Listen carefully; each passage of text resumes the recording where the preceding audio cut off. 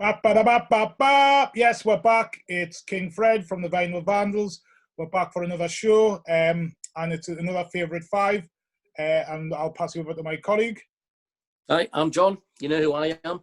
And with great pleasure, we've got somebody below us now who I want to introduce himself as well.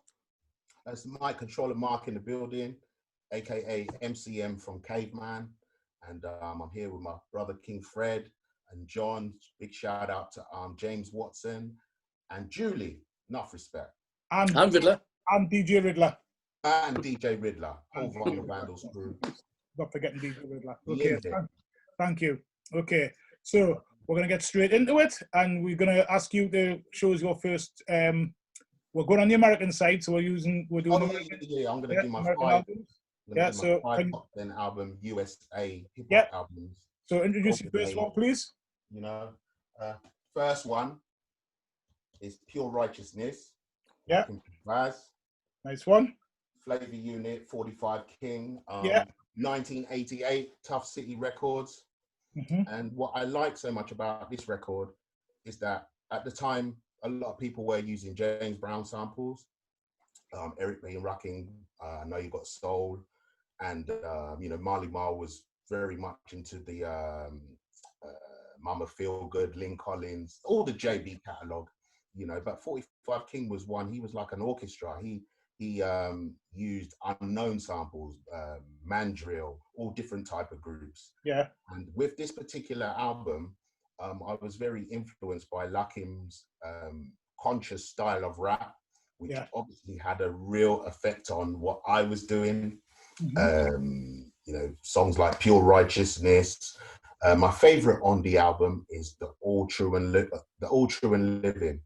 It was very, you know, around that time, around the golden age, it was very Africa and very black influence. You know, the culture was very, you know, there wasn't really much of a white presence in the culture at that time. But you know, even with the Public Enemy gigs, a lot of white people used to go there. Not at first, but eventually. But yeah, going back to the Lakim Shabazz, 45 King was just, like I say, a very innovative producer, and a lot of the musical styles that me and the principal used to listen to were very apparent on that album. A lot of the kicks and snares that Mark used to use, you know, we kind of had a head scope of those things while we was making it, because you know, we were so heavily influenced by the production. More lyrically, I was, but it was more the production. So yeah, it's one that, and it's just one of my top albums. Yeah, I like the album. I was talking to John about it before, because I've got another album by him as well. I just recently got another album by him that was given to us by my daughter's auntie. She had it in a loft of all places and said, "Do you want this?" I said, "Oh, I'll have that." Oh, right. Was it, I wonder if that was his second album, The Lost Tribe of Shabazz. That's the one. Yeah. That's another great album too. Another great album, But I would put Your Righteousness as the top, because that was his first. The thing I found about him was the first time. Sorry, Fred. What struck me about him was that he, you know, he was one of the first people I saw wearing all of this sort of like African, you know, Afrocentric clothes. Do you know what I mean? When everybody else was still turning like baseball caps backwards and that type of stuff, he was somewhere else, you know. Well, also, Lakim was very much associated with the native tongues. Yes. You know, which a lot of people knew about, and obviously there was a Jersey, 45 King and the Flavor Unit was a Jersey clique. They wasn't actually directly in New York, like with a lot of the Philadelphia hip hop as well, the Hilltop Hustlers and those guys. They were so influential, but because New York was the Mecca, I think a lot of those, like I thought the Flavor Unit were just as big as the Juice Crew. Not as big, but they was there. But they never really got the shine like that, because I don't think they was in direct, although they worked in New York, they wasn't actually in the Mecca. Well, here's the thing for you though, that we always have a laugh about it. There's one thing that we always talk about, we've talked about this a few times, John, with me, you and Riddler and that's about they always have a house track on the Yes, that's right. Yes. And and what, you hated it, Fred? No, I'm telling you. I actually like house music, original house music. I actually like it to go and shock out to in a club. But I don't want to get it on a blooming album, like it just spoils it. Well, what about love songs on the hip hop albums then? MC Shan, Left Me Lonely, and there's not many. Just like I used to like stuff like you want to tear your shirt off to you know what I mean? That's what I used to like. But but I just couldn't get away with like mixing it with a house. It just seemed you'd be listening to an album, all of a sudden this would just where's this? Yeah, why is this on it? No, but it was. I suppose that's what the club scene was very prevalent while they was making. Well, and they had the hip house thing as well. Yeah. So okay, so John, what do you think about the album? Anything else you need to know about Pure Righteousness, John? I'll be honest. I've heard of them and everything. I listened to it for the first time today. Oh really? I'd never heard it. But wow! I was doing a bit of thing, and I really like it. Apart from that house track, I think it's track 4, something like that. Adding on. I went, oh, what's this? I like that. Yeah. You guys are not. I just couldn't get the rest. The rest of the album's is very sample orientated. I thought, yes. And that's what I love. That's what I like hip hop, and just that house track. Anything else I can say about Pure Righteousness though? Lucky Shabazz. I'm not going to keep long in it. What's your favourite song? What's your favourite song on the album? Oh, my favourite song, The All True and Living. Right. Which is the 3rd track on side 1. Is my favorite. I can't remember it because it's a while since I've listened to that album and I didn't have a chance to catch it today. There's a one. Is it something like Posse or something? Or The Posse is Large. Yes, I like that one. That's the 3rd track with the drums. Yeah, that's the one. Yeah, I like that one. Okay, so is there anything else I can say? Tough City Records, great label. If you know your hip hop from about Tough City, they just had some great releases. They really some Ultramagnetic MC stuff. Okay. Tough City. But yeah, I mean, Wild Pitch, Tough City were the great indie labels of that time, I thought. And this is one of my, like I said, Lucky Shabazz, the first album, Pure Righteousness. Nice one. In my top. Okay, next. No, let's do Hit Tribe. Did anybody know this album? Arkanelli. Oh, bloody hell. There's a blast from the past. Queens dude, isn't he? From Queens? Yep. I still got the original sticker. Which album? I've got an Arkanelli album. Which one is it? Octopus I've got. Octopus. All right. Octopus, and I've got the Put It In Your Mouth EP as well. Now, you see this one? Large Professor again, another great producer, main source. Yeah. Rap is another one who just influenced my style of rapping. I mean, the conscious, like I said, they always had reality lyrics, My thing was, coming from where I was coming from, I had both of my parents around. I wasn't no street kid, but I had style and I had something to say. And that's proof of, like people still picking up my albums now. I mean, half of the tracks I don't even listen to. There's 1 or 2 I can listen to. I'm ready, cool, because I don't get upset. But some of them I'm like, but that's just a personal artist thing. But I know that it influenced so much. Yeah. And Arkanelli, again, Large Professor, what's my favorite track? My favorite track on that album is Worldwide. You had Out of State. You had the Aha. That's 3 tracks I've just named. But what I really liked about it was that there was hardcore production. There was melodic, smooth jazz samples, funk samples that Large Professor used on there. The message, some of the message with Arkanelli's music, he was like, he painted a portrait. He was like a Slick Rick of poetry. Arkanelli, I'd say. Definitely with this first album. What else do I like? Like Checkmate. I like Exercise. No Exit.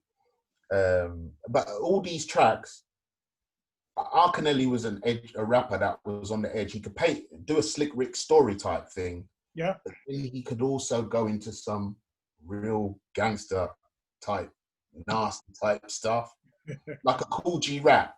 Yeah. A good balance, I thought, with Arkanelli. But that's the only album of his that I'd say, is up there. But like I said, great production from Large Professor. That's all really I could say about that. Yeah, I've never checked for him. Please go check out No Exit. Yeah, I will. All right. John, Fred, what's your favourite track off the album? What's the album? What's your favourite track off the album? Oh, No Exit. No Exit, right. I want to get out this relationship, but I'm scared that my man will flip. He always says how he's going to kill me and fill me with the bullets from, just like... Yeah. Better in Queens, a personality was the... Oh, don't let me start. I'll have to check them out. I've never... Hold on. Let me see another track on here. Let me see another track. Well, you cheating? You only allowed one song per album. I hope you're not cheating.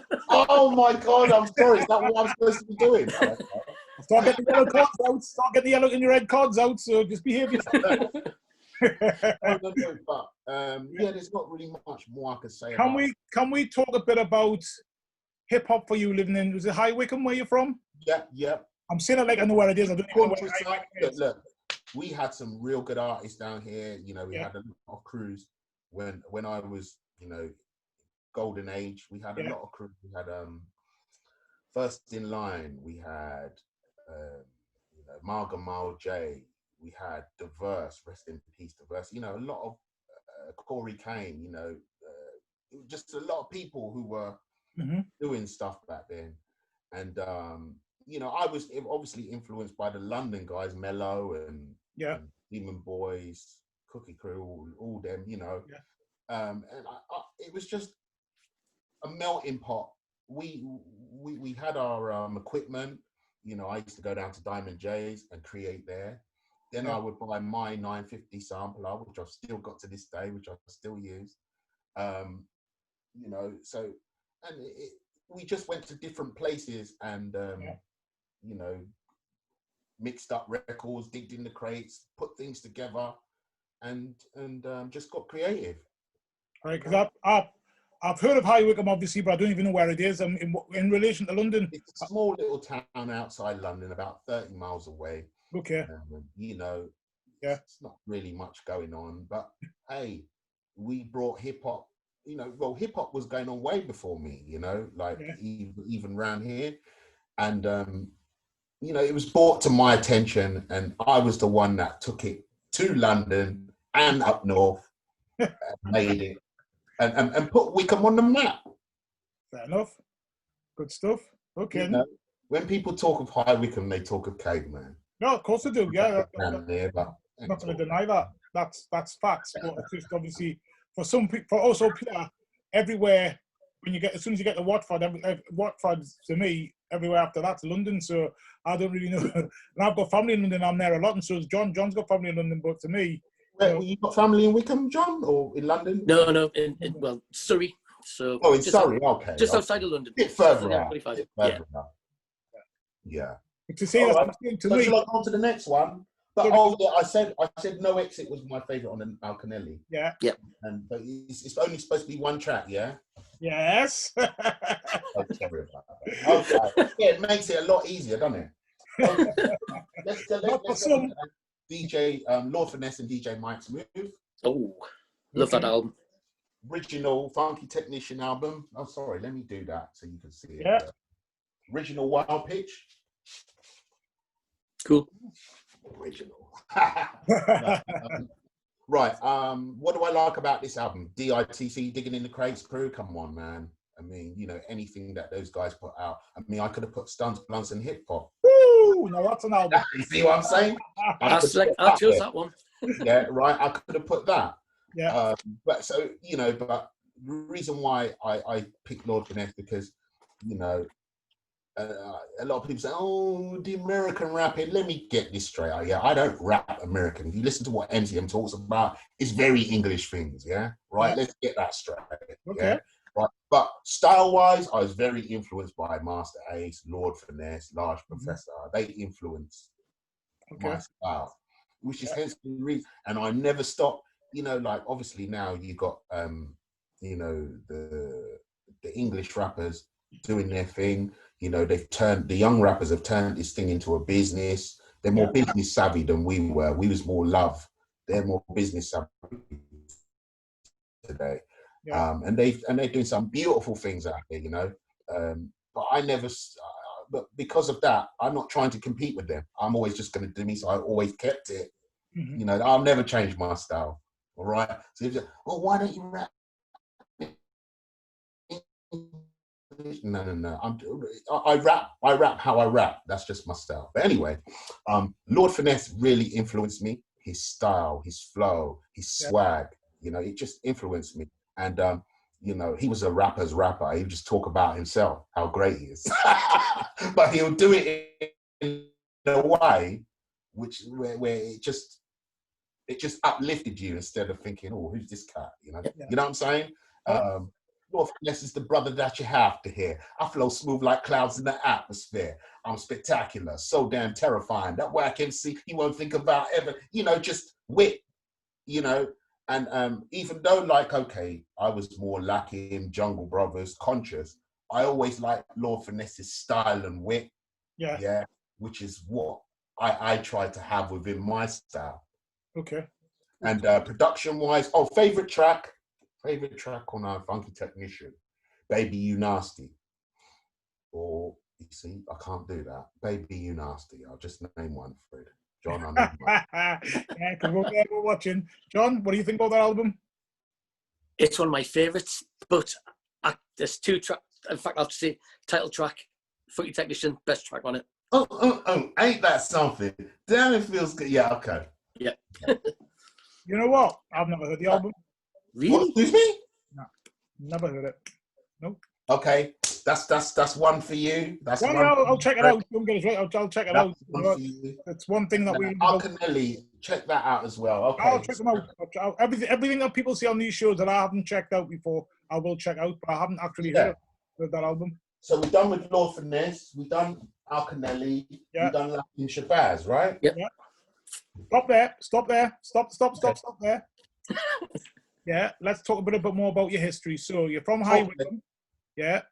There's 3 of you in the group called Caveman. How did that group come about? Did you okay,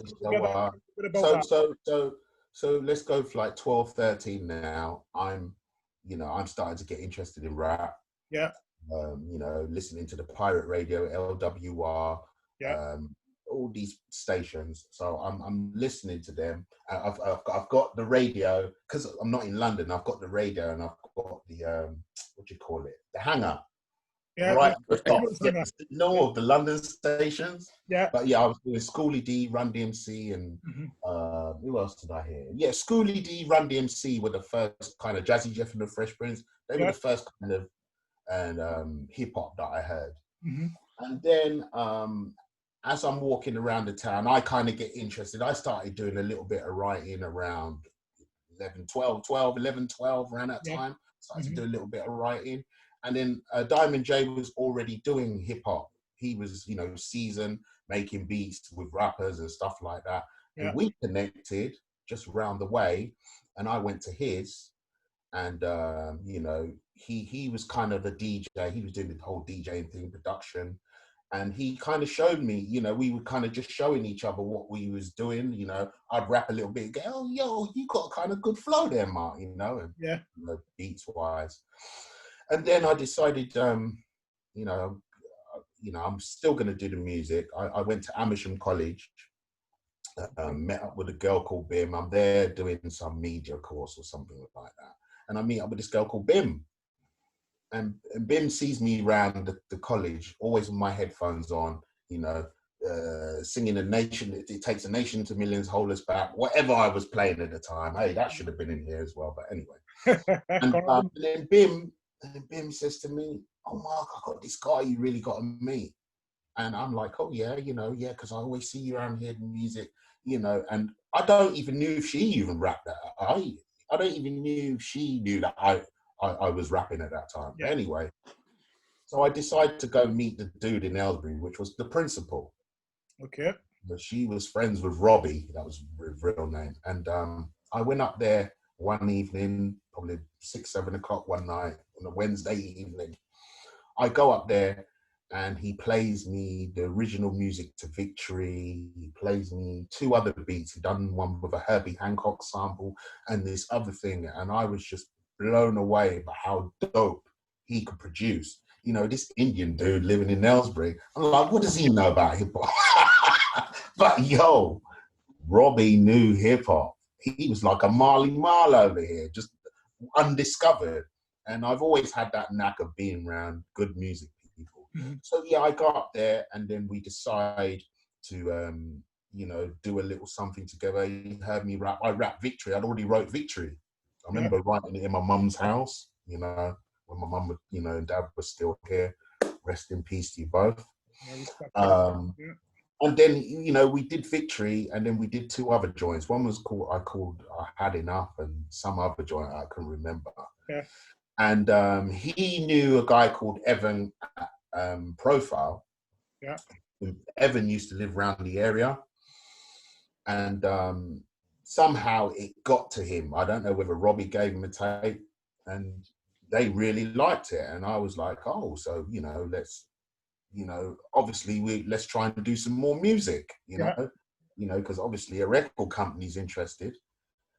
And then they gave us a demo contract, a demo deal where you make the demos. We did 3 demos for them. And then somewhere along the line, maybe a week, 2 weeks, they said, no, scrap the demo deal, give them a proper deal. Wow. And I remember I was at home and I got a call from Robbie and he was at home celebrating. He was having some big party. And he says, oh, Mark, I just want you to know Profile want to sign us. You know, I'm like, Profile? What? Profile Run DMC? Yes. Run DMC Profile want to sign us. I'm like, yo, you know. And I remember as God, I'm on the phone now. And I'm just like, oh, okay. Put down the phone. Didn't think nothing of it. Like, oh, I'm going to get a record deal. I didn't think nothing of it. First of all, I'm a fan before I'm an artist. Yeah. The problem is though, people want me to be in artist mode. Mark, you're a good artist. We want your stuff back out there. But no. So basically, that happened. We got the deal, but we didn't sign a very good deal. You know, lawyers were telling us, "Oh, this is a bad contract." But you know, I'm 17 years old. Yeah. You know, Robbie and Jay, and then before that, I decided to bring Jay along because Diamond Jay, because he was a DJ, and then that's how I got everybody involved with the Fold, and that's how we became the group. But yeah, so sorry. Right, then so you've got the principal's the producer. Yes. And Diamond J's the DJ. Yeah. Okay. Right. I've never actually saw yous. I've never saw yous live. I've only ever seen you got your music, but I've never actually saw yous perform. Ever. You know what I mean? I've never seen yous. So basically, Profile signed us for a 2-album deal. Yeah. Positive Reaction obviously came out to big, you know, very successful. We sold 30,000 records. Good stuff. And you know, with the music industry, it's very fickle, especially now. You know, there is no music industry. Everybody's doing it, social media, online, you know, but, you know, back then you really had to have some style or have something, you know. There were a lot of crews around. Yeah.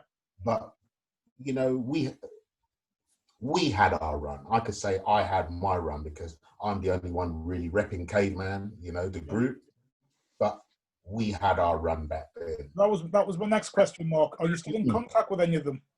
Yeah, I still speak to Diamond J. Ben, I don't see. Who else do I?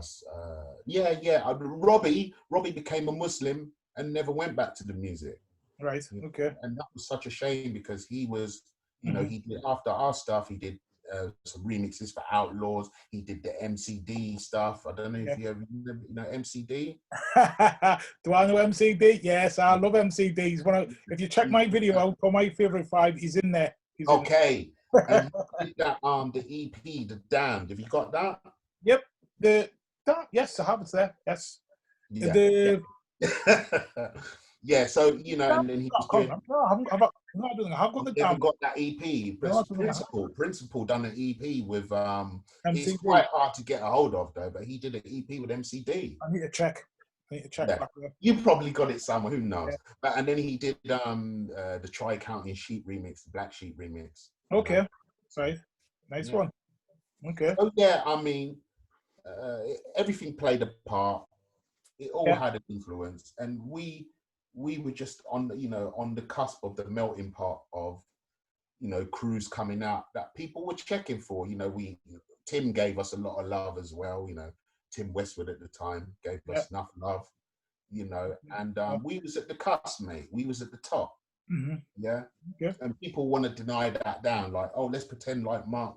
No, the history speaks for itself, mate. Right. As long as you know, that's the main thing. And as long as you know, and as long as you've got 30,000 albums, then you can't. Nobody can argue with that, can they? The people now.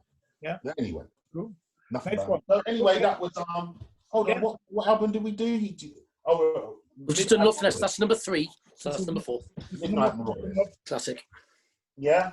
I still got my my US copy of it. Yeah.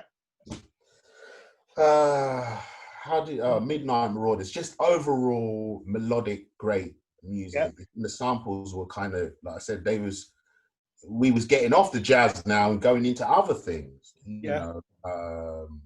Dum dum dum dum dum dum dum dum dum. Like the Tribe were using like Bill Cosby samples, like Martin's Funeral, and what's the other one? Red Clay, Freddie Hubbard, and come on, and just they just took it away. Obviously production wise, this was before Jay Dilla. Yeah, still Tip on his own doing the production. It was obviously Large Professor did Keep It Rolling. Who was the other one? And Shaheed Muhammad. Yeah, all in house. Tribe were very consistent in every album. Why is Midnight Marauders my favorite? Because I felt it was all the Tribe albums were warm, but it's just a warm album, just very warm overall. Okay. The lyrics were good. Fife was at his peak, and musically, again, I think musically these albums, that's what they really hit me. It's musically more, and then I check the lyrics. That's what I mean. Is that what it's like for you guys? Do you check each person in the lyrics? John, what do you think of that album? And it's probably my favorite Tribe album. Okay, yeah. But I think that was their last really good album because it seemed like. Right. Okay. Yeah. I think they started to drop a bit after that. What I would say, John and Fred, after Beats, Rhymes, and Life, when Beats, Rhymes, and Life came in, that was the introduction of JD. Yeah. Is that right? Yes, it was. Yeah. I think it was. And then what album was after that? You've got, is it Love Moments? Love Moments after that. Yes, it was Beats, Rhyme and Life. Yeah. Drifting by, that was Beats, Rhymes and Life, wasn't it? Yeah. And the Cruise, yeah. So yeah, the sound changed, but and I did like the introduction of Jay Dilla, but I think you get the real with People's Instinctive and the first 3, you get the real Tribe sound. Yeah. But Midnight Marauders was my favorite out of all of them. Okay. What about for me? Obviously, if you haven't seen other videos that we've done, I've never been a massive Tribe fan. Oh, you never been? Fred, you're a hard one, Fred. I'm just honest. Yeah. That's what I mean. I'm not going to pretend to like something that I didn't particularly like. I think it just never caught me at the time. but I think one of the main reasons was the kind of music I used to listen to was a lot more, like I said before, I made a joke, harder. a lot harder. They use more Freddie Fox than Tribe. And it was just a bit too much, like EPMD than Tribe. Is that right? Use more EPMD than Tribe. Yes, without a doubt. See there, right? I just answered it for you, basically. You've just done it beautifully. I've since. So was you the same with De La and? All of that. I didn't. Right, so De La. This day. De La. So De La Soul. I got the first album, and I think that's what set us off. Actually, I got it because everyone was talking about it. And we've talked about this a lot of times. We were talking about this the other night as well. The trouble for me with De La Soul's album was the first one was is when I put it on my stereo. I got it to him. I'll never forget. Took it to him, put it on, and I had to turn the volume right up because it was so the pressing. Yes. You had like 30 tracks on one but album. I didn't know that at the time. I just thought it was a piece of rubbish. I was like, what's this? Do you know what I mean? And John, what about you? John, De La, Native Tongues? I like them all, yeah. Yeah. So he's with me. But what I will say is, as I've got older, and P-Rock, Move, all of that's all my kind of stuff. So I like Pete Rock and CLC. No, but that's cool. But like I said, Fred used more EPMD, used more Hit Squad and Death Squad and them guys. Yeah, Redman. Yeah, all of that. Yes. Redman. Yes. However, as I've got older, I've started getting. Is there anything more I can say about Midnight Marauders? Anything you guys might have picked up on that I may have not have? Yeah. You haven't selected your favourite track off it. Okay. Keep it right. Ooh. Steve Biko. Right. Okay. It's out of that and Keep It Rolling, but we can't do two because friends You're doing it. Okay. So we've done Midnight Marauders and let's do Gangstar. Yeah. Stepping in. Classic. This is your last one. Yeah. Yeah. Gangstar. Actually, I should have pulled out Daily Operation because I got my little shout on there on the back. Like you used to look at the back of the album. Yeah. All right. By the Forces of Nature and Daily Operation. Caveman get 2 shouts, so I should have really. Wow. But no, the reason why I've chose this, obviously, rest in peace, Guru. Big shout out to DJ Premier. We did the forum in Kentish Town with them. Couldn't remember the date, but I'll explain the story. Premier and Guru watching me doing my little mic thing and Diamond on the decks doing the sound check. Yeah. And they was really digging on it. And here's another little bit of trivia as well, a little bit of information, is that every time Guru and Premier used to do Europe, I'm Ready used to be their intro opener. Wow. Caveman, I'm Ready used to be their intro opener. So that's another bit of that's people a massive salute to you, isn't it? Massive. Yeah. And also, so obviously when I'm doing the soundtrack, I say to Premier, yo, Premier, that I know what it is now. It's EVA. I said, Premier, what's the Just to Get a Rep sample? I'm really, oh man, I love what you're doing, man, but because I was obviously a digger back then, and I'm still a digger to this day, and I really wanted that, but I never felt no way. And just having, Guru doing a little show with Guru, and him being with me saying, yo man, Mark, you really doing some good things out here, you're the best. Having Guru the best. Come on, man. So people talk what nonsense and pretend that they was there, okay, I wasn't there before a certain time, in the early 80s, I'll be honest, I'm only knowing about that kind of hip hop now, the Cold Crush, the Freddie B's, even though I've got those records, I only really, I wasn't, my thing was Golden Age from 88 onwards. Do you know what I'm saying? Well, the Golden Age, that's why, but but anyway, going back to, I'm going way off the Gangstar. So, just having, that kind of inspiration. Around that time, Premier was coming off the James Brown samples and going into the jazz samples. You know, the meaning of the name was Tom Scott samples. They were going into the Blue Note more. The what's the other label? Blue Note. What's the other label? Well, you know what I mean. Them kind of sound, that kind of sound. Yeah. That's what it was going into. Muse, those kind of labels, coming away from the Polydors and the People label, you know, and it just went away from that type of sound, you know. It just went more jazzy. Favorite track on Step in the Arena, Who's Gonna Take the Weight, I think. Even though I've told you to just get a rep story, Who's Gonna Take the Weight. The innovative thing, what Premier did with James Brown, even though he used the James Brown one for that one. You know, 45, 33, so innovative, like, you know, that's Primo at his best. I mean, I like the new stuff.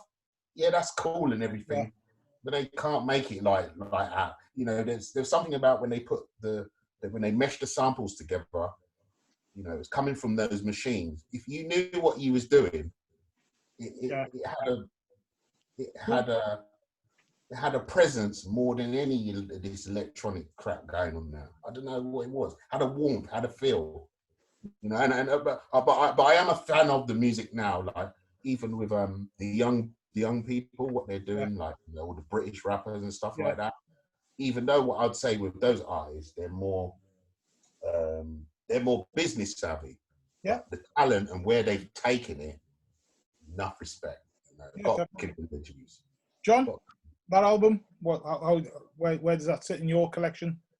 Well, when I did my Favorite 5, I selected a Gangstar album. It was between the one I selected and that one, and I couldn't. So I selected Hard to Earn. Hard to Earn instead of that one. Another dope album too. Yeah. But and also, could I express that this is the 30th anniversary? I think. Yeah. The Premier put this up at the 30th anniversary. Nice one. As recent. Yeah.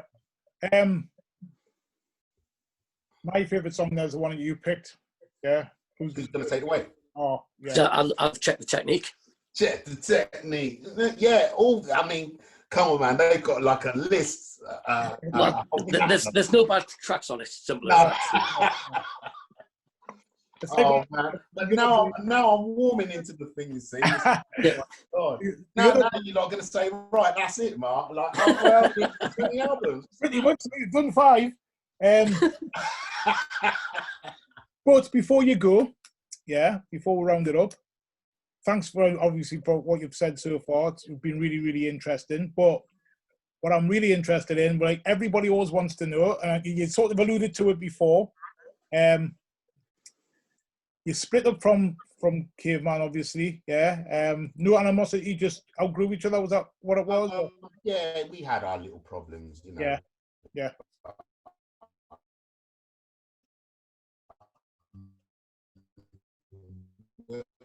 Oh, that's what it is, man. You know? But anything else you want to ask me? Yeah. So you obviously come on, spit. You know what I'm gonna ask, John. Do you know what I'm gonna ask? Yeah, go on. New music by any chance? New music by any chance? Yeah. Okay. Oh, good. Actually, do you know what? Okay. Me and Bello B. Shout out to the Outlaw Posse. We're doing a 7. We're doing a twin 7. Yes, I've got 2 tracks. Yeah, I've already done one with Bello. Nice. 3 years ago. And the shit is fire. So we've already done a track, right? Yeah. And I have another track that I've kind of recorded myself, and Bello is just in the middle of recording it now. So that's the next thing that should be coming out. I don't know when, but we're working on it. Yeah. Oh, that's music to my ears, as they say. Thank you, Fred. And then I've got another joint with DJ Napa, the tribute to JB, which I was telling you and James about. Yeah. Off camera. Yeah. tribute to James Brown, but then I still need to do a little work on that. And also, I've been doing a radio show as well. Yeah.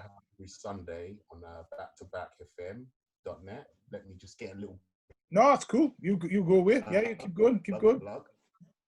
Yeah. On 12 till 2, we have Nat Raj one week, and we have me the next week. I'll be on the next week. So whatever the date is today, 16th, I'm on the next week. So you guys figure it out.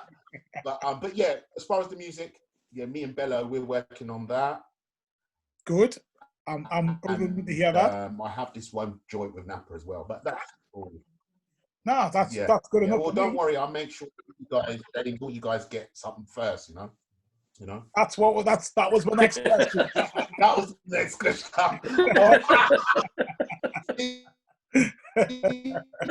Fred, I'm reading you, man. Oh, don't worry. I'm transparent. Please read through me. Don't worry about that. I'm just reading you, man. No, it's good. Good stuff. Yeah, gosh, it's been a long time since I've done any sort of interview. No, it's cool. It's been really good. Been really good, concise, straight to the point. And I hope I gave you enough explanation with the songs, because you did. I bet if we was off the camera, I'll give you even more intricate information. But it's just, the thing is as well, is you could literally, this is why we started these. Because we want to keep our mental health good and just get through all of this lockdown, but also because this is all we do anyway. We just talk about who's your favorite rapper, who produced that, this album's better than that album, so that's all we do anyway. So I said, if I was with you guys, like I said, if you was just talking on the normal, without no cameras, I'd love to give so much more information. But it's like now I'm on the spot, it's like, it's all good. It's all good. Couple of more questions before you go. What's your trainer game like? My what? Your sneaker game? Oh, man. Well, God, you'll see me in like them real cheap shops buying sneakers. I'm not like one of them, the latest Nikes or that. So we won't even talk about that. Yeah. I mean, all right, look, this is my sneaker game. That ain't even sneakers, but I'm a big man now, man. It's like, I'm a big man, but I like my trainers. Don't you worry. You like your trainers, right? Well, we all have our little things. We do.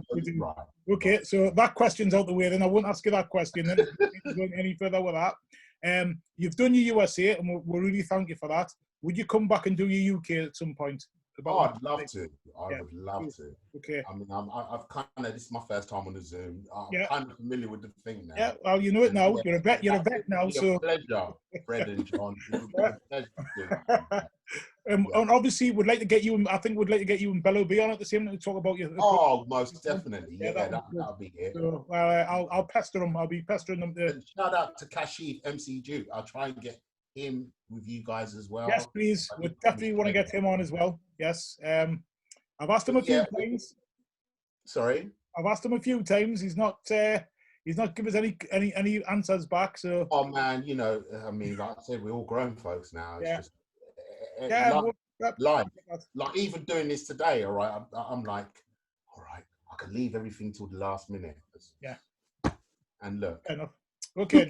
But we made it. We made it. Yeah, we made it. We definitely did that. So, John, have you got any last words? Just thank you very much for taking the time out to speak to us. It's been good. And I'm looking forward to UK choices next.